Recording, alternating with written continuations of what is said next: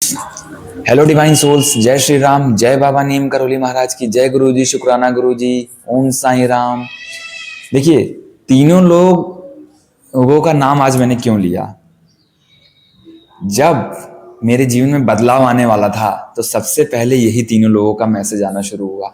ये तीनों लोग मुझसे जुड़ गए, मुझे पता ही नहीं था। शुक्राना गुरु जी की जब फीड में मैसेज आए स्टार्टिंग में, शुरुआत में, तो मुझे लगा ये कौन है।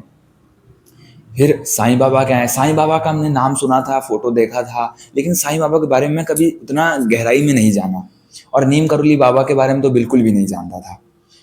फिर धीरे धीरे धीरे धीरे फोटो आने लगी।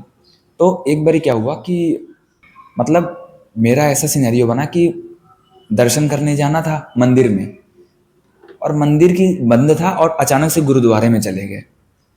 वैसे तो मैं पहले भी गुरुद्वारा जाता था, लेकिन उस दिन के बाद से चीज़ें बदल गई। उस दिन जब गुरुद्वारा गया और जब गुरुद्वारे के बाहर आया, फिर अचानक से अगले दिन मेरे फ़ोन में फ़ोटो आई और बहुत बड़े बड़े मैसेजेस में लिखे हुए थे। तो ऐसे ही था। तब मैंने देखा ये कौन है। कई दिन तक तो मुझे पता ही नहीं चला। कुछ पंजाबी में लिखे हुए थे, कुछ मैसेज हिंदी में लिखे हुए थे, क्योंकि जब भी बाबा लोगों को जुड़ना है तो वो फ़ोन से ही जुड़ते हैं, फ़ोन के थ्रू ही जुड़ते हैं। ऐसे ही कुछ दिन बाद भी साईं बाबा का भी मैसेज आने लगा। फिर कुछ दिन बाद मुझे पता चला कि साईं बाबा जहाँ पे मैं रहता था वहाँ पे साईं बाबा का मंदिर था, लेकिन मैं कभी जा नहीं पाया क्योंकि मुझे पता ही नहीं था। लेकिन अब जब मुझे पता चला तो अभी मुझे बुलावा आया नहीं बाबा की तरफ से, शिरडी का बुलावा नहीं आया, न डुगरी का बुलावा आया, क्योंकि बाबा नीम करोली महाराज ने मुझे बुलाया, कैची धाम के लिए बुलाया। तो इन तीनों जो गुरु हैं, ये जो तीनों लोग हैं, इन लोगों का जीवन में रोल अलग अलग नहीं है। ये लोग एक ही रोल प्ले कर रहे हैं, बस जुड़ रहे हैं अलग अलग तरीके से। किसी के जीवन में बाबा नीम करोली महाराज जुड़ रहे हैं, किसी के जीवन में साईं बाबा जुड़ रहे हैं, किसी के जीवन में डोगरी वाले बाबा जुड़ रहे हैं, शुक्राना गुरु जी। तो ये तीनों क्या अलग अलग तरीके से काम कर रहे हैं? बिल्कुल भी नहीं है ऐसा। ऐसा बिल्कुल भी नहीं है कि अलग अलग तरीके से काम कर रहे हैं। सब एक ही तरीके से काम कर रहे हैं। सबकी एनर्जी एक ही है, अलग अलग फॉर्म में। जैसे कि हम एक रिलीजन की बात करते हैं, एक हिंदू रिलीजन हो गया, क्रिश्चियनिटी रिलीजन हो गया, सिख रिलीजन हो गया, मुस्लिम रिलीजन हो गया। तो सिख गुरु नानक देव जी, हिंदू में हनुमान जी, श्री राम जी, या हमारे जितने भी भगवान हैं, क्रिश्चियनिटी में जीसस, मुस्लिम में अल्लाह। तो ये सब लोग एक ही एनर्जी के अलग अलग फॉर्म है। मतलब इन सब का जो अल्टीमेट यहाँ पे काम है, इन सब का जो अल्टीमेट वे है, वो है ह्यूमन बीइंग को सही राह दिखाने का, आत्मिक पाथ पे चलाने का, आत्मा के राह को दिखाने का, कि आत्मा हमारी यहाँ पे क्या करने आई है उसको याद दिलाने का। क्योंकि हमने पहले कितने जन्म लिए होंगे, कितने जन्म हमने लिए, कितने जन्मों में भक्ति करी, पूजा पाठ करी, लेकिन हम आत्मा को कहीं ना कहीं नहीं जान पाए। मतलब आत्मिक पाथ क्या है हमारा, वो चीज़ हम उससे कहीं ना कहीं दूर हो गए, परे रह गए, क्योंकि हमें इन दुनिया वाली चीज़ों ने बहुत उलझा दिया। तो जब ये लोग जुड़ते हैं, चाहे कोई भी भगवान, आपके रिलीजन के ही भगवान क्यों ना हो, वो लोग सबसे पहले आपके जीवन में आपको आत्मिक मार्ग दिखाएंगे। सबसे पहला काम यही होगा आपके जीवन का, आपको आत्मा के पाथ पे चलाया जाएगा, आत्मा के राह पे चलाया जाएगा।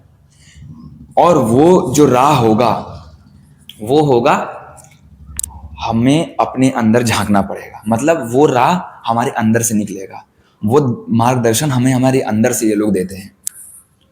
कई बार हमें सपनों में दर्शन देते हैं, कई बार बहुत सारे साइन देते हैं, बटरफ्लाइज दिखते हैं, हमें अचानक से खुशबू मिलती है, खुशबू बहुत प्योर सी खुशबू आती है, बहुत ज़्यादा प्योर, इतनी फ्रेग्रेंस वाली खुशबू होती है वो। तो बहुत सारे सिंक्रोनिटीज देखने को मिलते हैं, बहुत सारे साइन देखने को मिलते हैं।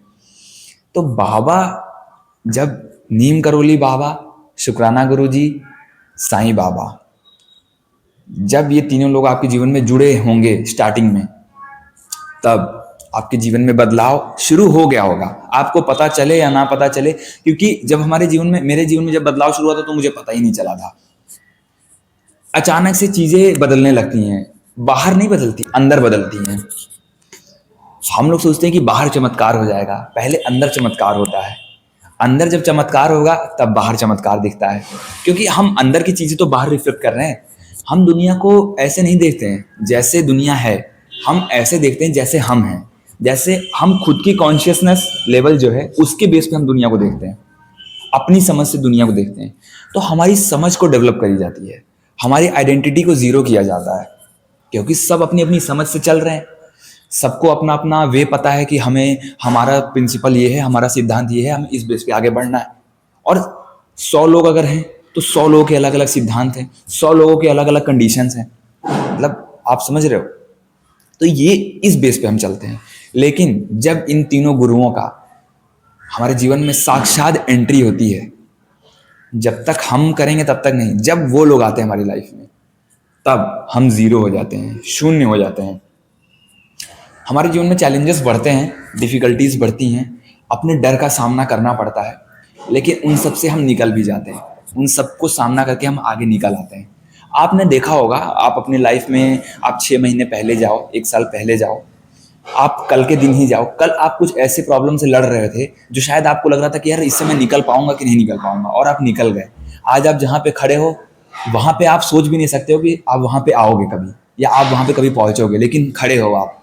सोचो आप कितने भाग्यशाली हो कि हमारे प्रभु, हमारे गुरुदेव जब हमसे जुड़ जाते हैं तो हमें कोई प्रॉब्लम लगती नहीं है।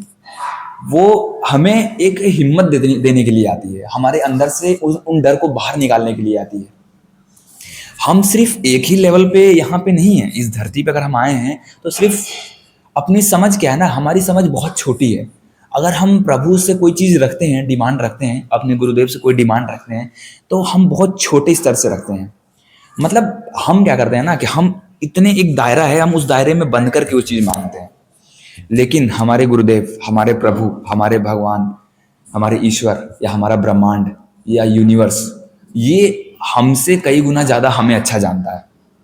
मतलब हम खुद से ज़्यादा खुद को भी इतने अच्छे से नहीं जानते जितना अच्छे से ये लोग हमें जानते हैं। तो आप कभी कभी अपने से विश्वास आपका टूट सकता है, लेकिन इन लोगों से विश्वास नहीं टूटेगा आपका, क्योंकि इन लोगों का जो विश्वास है ना वो हमारे अंदर झलकेगा। हम इन पे विश्वास करने लायक नहीं है, ये लोग हमारे अंदर विश्वास करते हैं, इनकी विश्वास हमारे अंदर चलती है। हमारा विश्वास तो इतना है कि हम एक प्रॉब्लम, एक मुसीबत से, एक डिफिकल्टी से टूट जाते हैं, एक डिफिकल्टी से हार मान लेते हैं, एक डिफिकल्टी से हम गलत बोलने लगते हैं, उल्टा बोलने लगते हैं। लेकिन जब ये लोग हमारे साथ चलते हैं तो इनका विश्वास हमारे साथ चलता है, तब हमारी कोई आइडेंटिटी नहीं रह जाती है, तब हम कुछ नहीं रहते हैं, हम जीरो रहते हैं। तब हम कुछ चाहते हैं, कुछ चीज़ें करना, लेकिन हम नहीं करते हैं, कर ही नहीं पाते, क्योंकि यूनिवर्स वो चीज़ नहीं चाहता, हमारे प्रभु ये चीज़ नहीं चाहते हैं करना हमारे साथ। वो चाहते हैं कि अब उनके मार्ग पे हम चलें, और वो जिस रास्ते पे दिखाएंगे हमें उस मार्ग पे चलना पड़ेगा। और वो मार्ग आपको कभी भी पीछे नहीं रखेगा, कुछ समय के लिए डिफिकल्टीज देगा, लेकिन आपको कभी भी पीछे नहीं रखेगा। वो हमेशा एक ऐसा मार्ग होगा जिसमें आपके पर्सपेक्टिव बदलेंगे, जिसमें आपको सही चीज़ें पता चलेंगी। आप देखो कि आप समाज में पहले जीते थे, इन लोगों की एंट्री से पहले आप अंधों की तरह फॉलो कर रहे थे अपनी लाइफ को, कुछ भी कर रहे थे, कुछ भी खाते पीते थे। लेकिन जैसे ये लोग आते हैं ना, आप बहुत कॉन्शियस हो जाते हो, बहुत अवेयर हो जाते हो अपनी लाइफ को लेके। आपको लगता है नहीं ये चीज़ आपको गलत और सही का एक्चुअल में समझ मिल जाता है। एक्चुअल में आप ये समझ जाते हो कि ये लोग भी सही नहीं है मेरे लिए, ये चीज़ें भी सही नहीं है, ये आदतें भी मेरे लिए सही नहीं है।